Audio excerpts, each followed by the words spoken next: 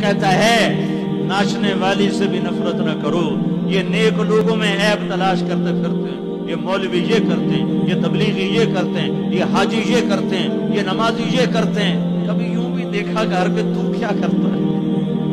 اپنے من میں ڈوب کر پا جا سراغ زندگی، کبھی اندر بھی تو دیکھا گھر، جو اندر نہیں دیکھتا ہائے ہائے وہ بغیر توبہ کے مر جاتا ہے۔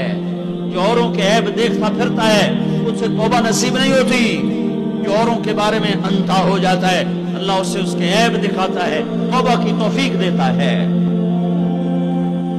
تو نیت کرتے ہو آج اللہ سے صلح کر لیں، کیا خیال ہے؟ تو پھر کہو اپنی زبان سے یا اللہ میری توبہ،